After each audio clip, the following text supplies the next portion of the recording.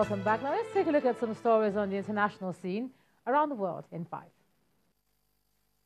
The military has seized power in Sudan after ousting and arresting President Omar al-Bashir, ending nearly 30 years of rule. Heavy gunfire was heard outside the Defense Ministry, where protesters have been gathering for days. The unexpected violence came as tens of thousands of people celebrated reports of a resignation. The Defense Minister confirmed the news on state TV, saying the army has decided to oversee a 2-year transitional period, which will be followed by elections. A 3-month state of emergency has also been declared, as well as a curfew between the hours of 10 p.m. and 4 a.m. for a month.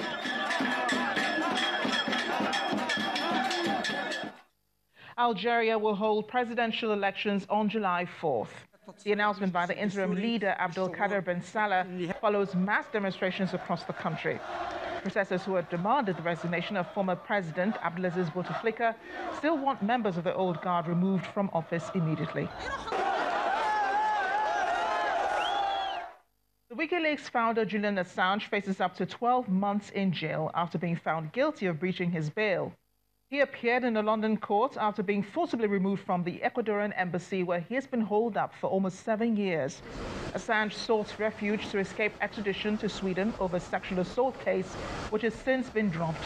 He is now wanted in the States, the United States that is, where he has been charged with conspiracy to commit computer intrusion following the publication of sensitive U.S. government files. Well, what we've shown today is that no one is above the law. Julian Assange is no hero. He is hidden from the truth for years and years. And it is right that his future should be decided in the British judicial system. The British Prime Minister Theresa May has defended her decision to delay Brexit for another 6 months. The European Union granted the extension after a late-night emergency summit, setting a new deadline for the end of October. Dani Vucinovic reports.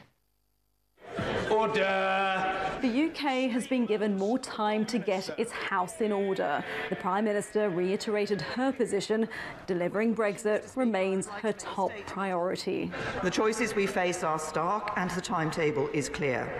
I believe we must now press on at pace with our efforts to reach a consensus on a deal that is in the national interest. The opposition was quick to criticise.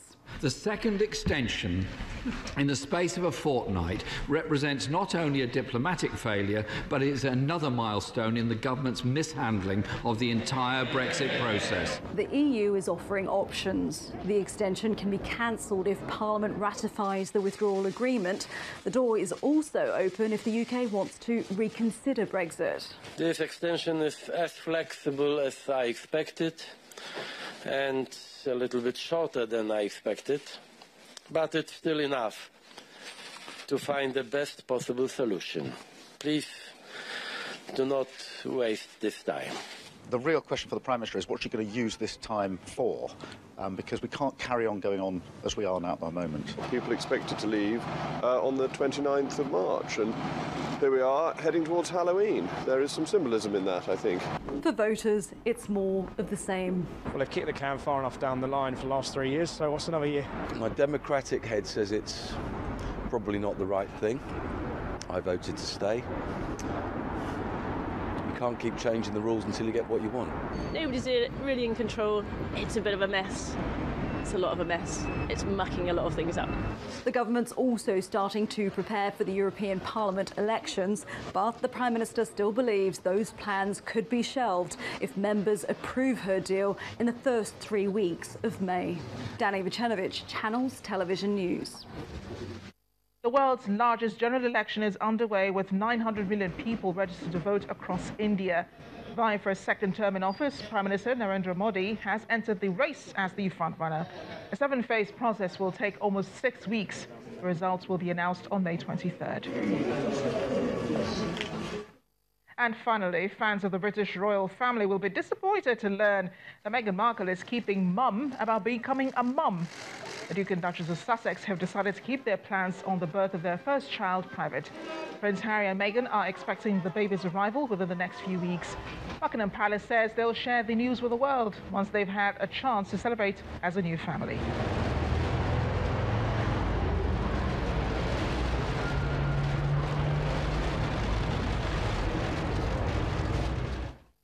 And that's your international news around the world in 5.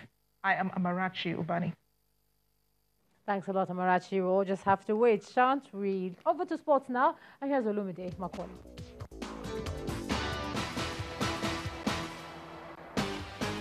Thank you, Ijoma. Welcome to Sports News. Thanks for staying with us. The Nigeria Football Federation and the former Super Eagles striker, Odemwingie, have received the FIFA Women's World Cup trophy. The trophy arrived in Abuja in continuation of its tour of all participating nations at the women's biggest football tournament. African champions Nigeria, Cameroon, and South Africa will represent Africa at the World Cup. The trophy will head to Norway. The Super Eagles of Nigeria have been seeded in Pot 1 ahead of Friday's draw for the 2019 African Cup of Nations. Also seeded in Pot 1 are reigning champions Cameroon, hosts Egypt, Senegal, Tunisia, and Morocco. The seeding means Nigeria will not face any of the Pot 1 teams in the group phase. DR Congo, Ghana, Mali, Cote d'Ivoire, Guinea, and Algeria are seeded in Pot 2. South Africa, Uganda, Benin, Mauritania, Madagascar, and Kenya make up Pot 3, while in Pot 4 are Zimbabwe, Namibia, Guinea-Bissau, Angola, Tanzania, and Burundi. And that's where we leave it on Sports News. Ijoma will be back with the rest of the news at 10.